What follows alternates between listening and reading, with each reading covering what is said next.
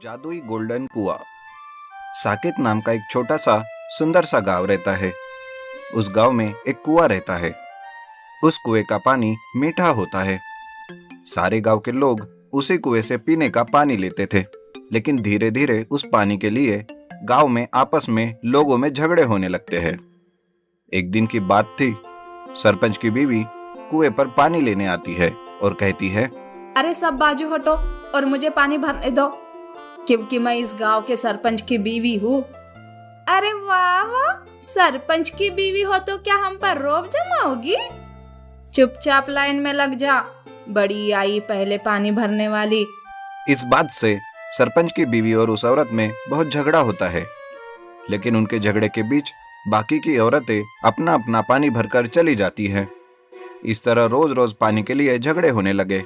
लेकिन धीरे धीरे रोज के झगड़े देख कुआं पानी को ही छुपा लेता है। ये देखकर सरपंच कहता है, अरे कमाल है, अब तक तो कुएं में पानी अच्छे से था, अचानक क्या हुआ और पानी कहाँ चला गया?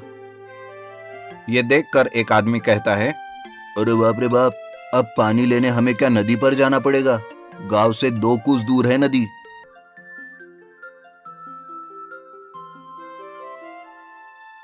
इस तरह लोग पानी लेने नदी पर जाना शुरू करते हैं। सालों बीत जाते हैं। सरपंच भी बूढ़ा हो जाता है।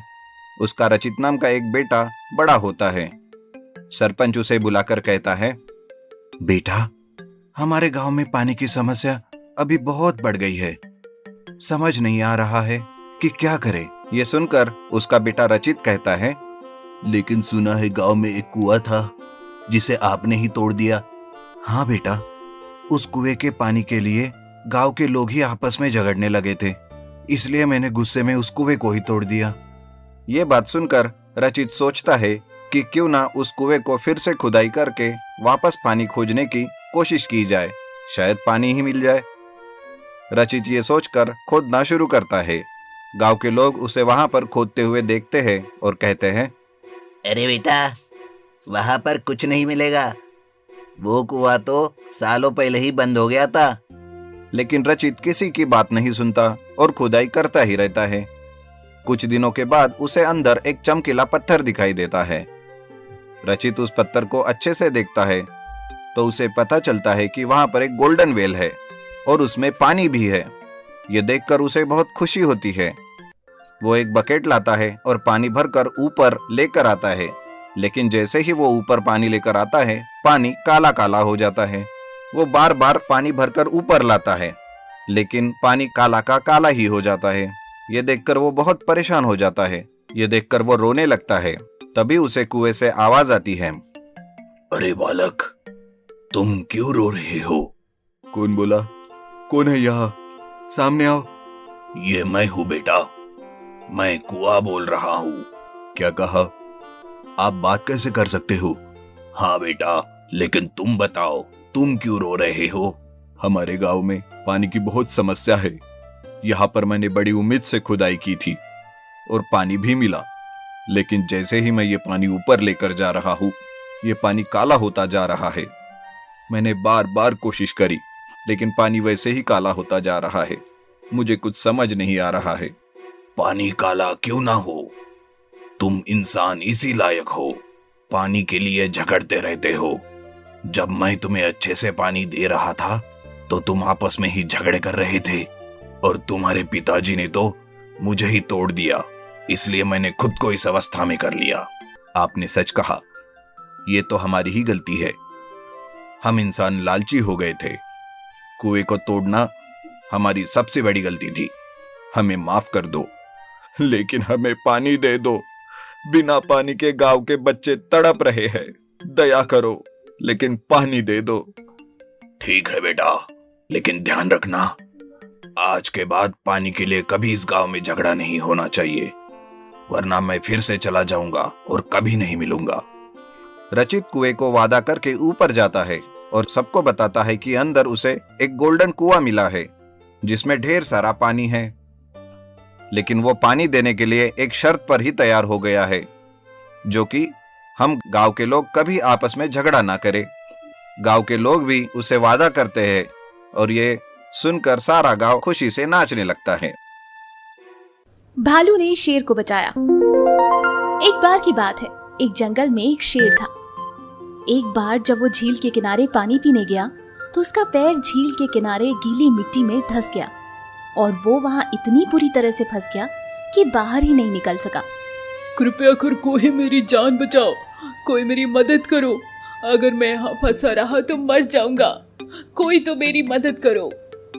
आसपास से गुजरते सभी जानवरों ने शेर की आवाज तो सुनी, मगर कोई उसकी मदद के लिए आगे नहीं आया। सबको लगा कि ये उसकी चाल हो सकती है। ये हमें मारने की साजिश है। इसने सोचा हम इसकी मदद करने इसके पास जाएंगे दया खाकर, और ये हमारा शिकार कर लेगा और हम पर बिल्कुल दया नहीं खाएगा। मैं तो इसे नहीं बचाऊंगा।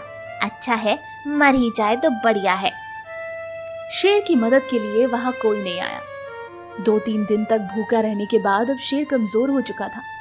अब उससे मदद के लिए पुकारा भी नहीं जा रहा था और ना ही वो कोशिश खुद करके बाहर आ पा रहा था। अचानक एक दिन वहां से एक भालू गुजरा। भालू ने जब शेर को इस हालत में देखा तो उसे उस पर बहुत दया आई। मुझे इस शेर की मदद करनी चाहिए। मुझे इसकी हालत ठीक नहीं लग रही। अगर ये कुछ दिन और यहाँ रहा तो मर जाएगा। भालू ने अपनी जान की बाजी लगाकर बिना कुछ सोचे शेर की मदद की। उसने सूखी रेत का एक रास्ता बनाया और शेर को बाहर निकलने में मदद की। इस तरह से शेर बाहर आया। उसने भालू का शुक्रिया अदा किया। तुम्हारा बहुत बहुत धन्यवाद। अगर आज तुम नहीं आते तो मैं बस मर ही जाता। तुमने मेरी मदद करके मेरे ऊपर जिंदगी भर का उपकार किया है। आज से तुम मेरे सबसे प्रिय मित्र हो।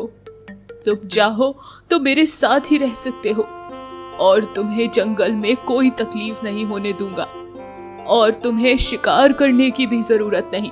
मैं जो भी शिकार करूंगा वादा करता हूँ उसका आधा हिस्सा तुम्हारे लिए छोड़ूंगा। आज से तुम मेरे सबसे प्रिय मित्र हो। इस तरह से उस दिन के बाद शेर और भालू की अच्छी दोस्ती हो गई। दिन यूं ही गुजरते रहे। शेर जो भी शिकार करता भालू के लिए जरूर छोड़ता। दोनों शिकार पर साथ जाया करते, एक साथ खाते, एक साथ पीते और बहुत मजे से रहते। उनकी दोस्ती के किस्से पूरे जंगल में मशहूर थे। दिन यूं ही मजे से गुजर रहे थे। कुछ समय के बाद शेर और भालू दोनों ने अपना परिवार शुरू किया। अब उनके परिवार में उनकी बीवियां और उनके छोटे छोटे बच्चे थे। कुछ दिनों के बाद शेर की बीवी को भालू का अपने पति के साथ यूं दोस्ताना अच्छा नहीं लगा।